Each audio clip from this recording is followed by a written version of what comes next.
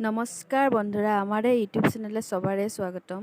আজকে আমি বানাবো ভেদাইলতা দিয়া মাছের ঝোল। এখানে আমি রেখে দিছি আলু আর ভেদাইলতা।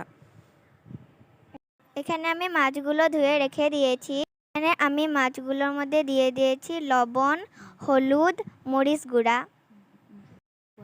এখন আমি মাছগুলো মেখে নেব। কড়াইয়ের মধ্যে এখন তেল দিয়ে দিয়েছি, মাছগুলো এখন ফ্রাই করে নেব।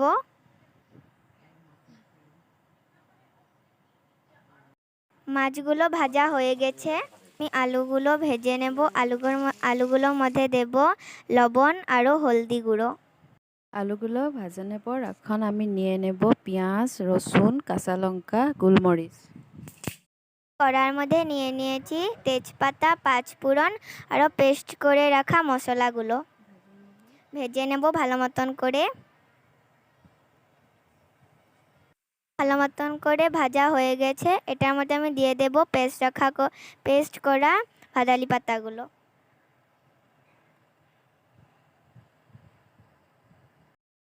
ভাদালি পাতাগুলো ভালো মতন করে ভেজে নেব।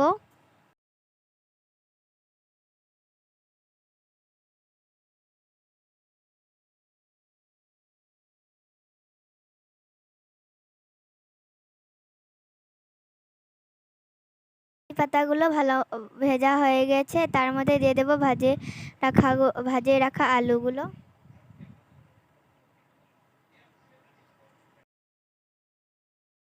এগুলি এখন ভাজে নেব।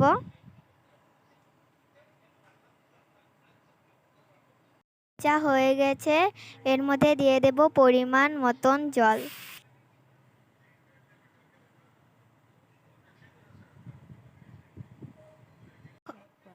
এর মধ্যে এখন দিয়ে দেব ভেজে রাখা মাছগুলো।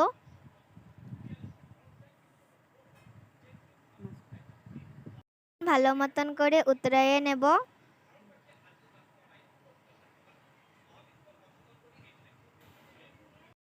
আমার রান্নাটা হয়ে গেছে, আমি এখন এগুলো নামিয়ে নেব। আমার রেসিপিটা ভাল লাগলে লাইক শেয়ার ফলো করবেন। ধন্যবাদ।